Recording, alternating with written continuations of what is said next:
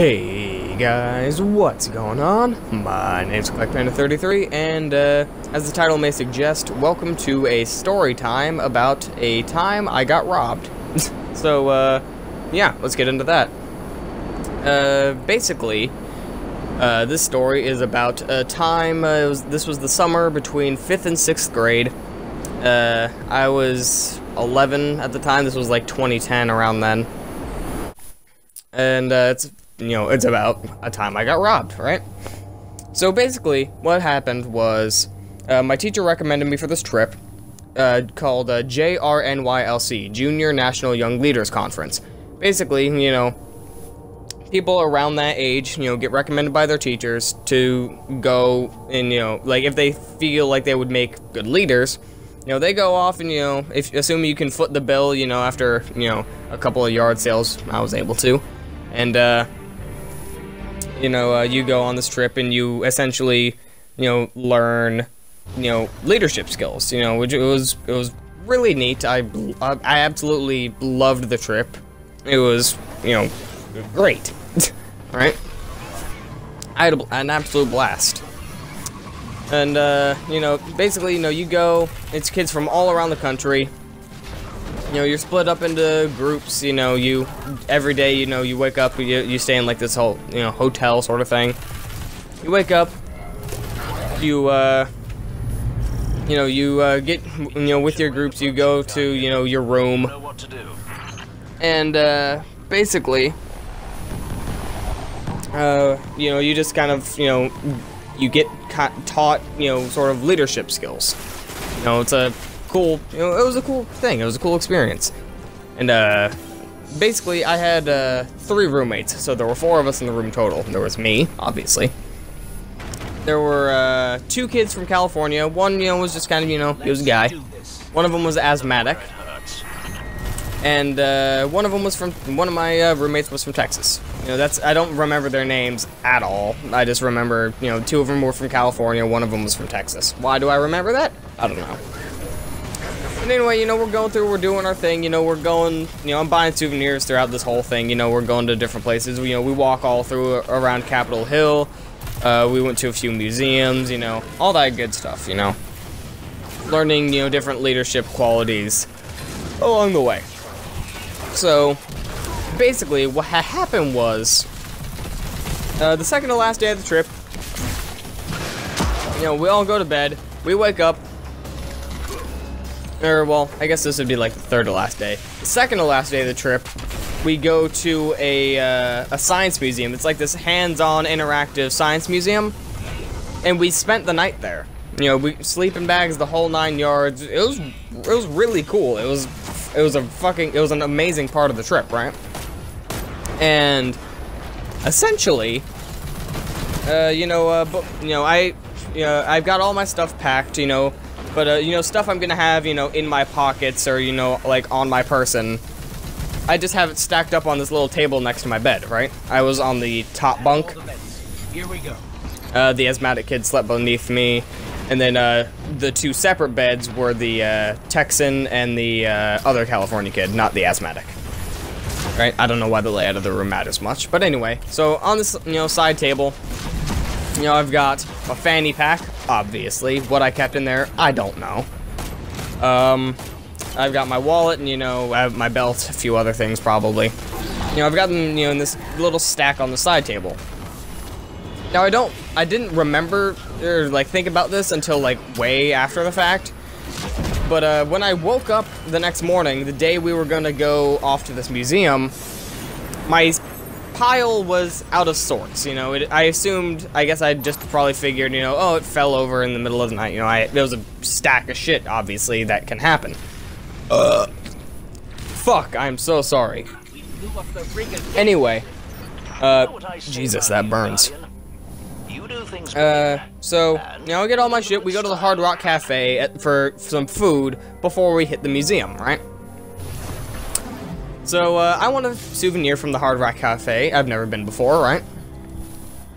So, I go to the gift shop, I pick out a hat, I go to the cash, I wait in line, I get up to the cash register, I open up my wallet, and there's like 15 bucks in there in ones, right?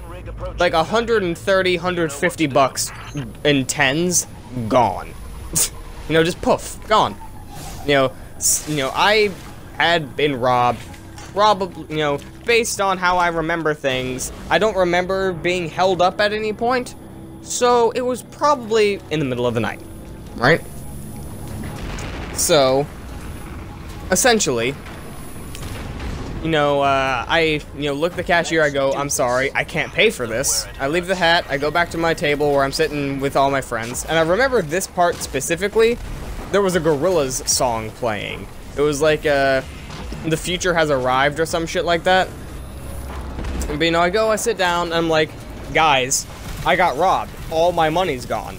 And, like, the guy I was, like, you know, I was the best of friends with him on the trip. You know, like, obviously, we'd never met before, but, you know, we just kind of got along best, you know, with each other.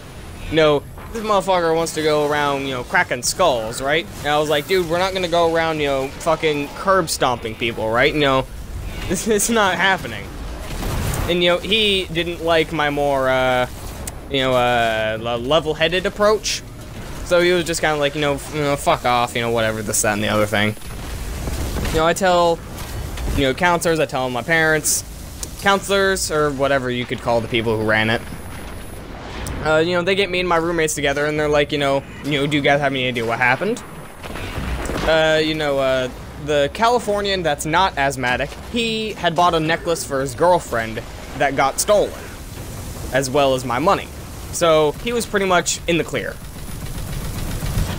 The asthmatic, by the way, I never got my money back, by the way.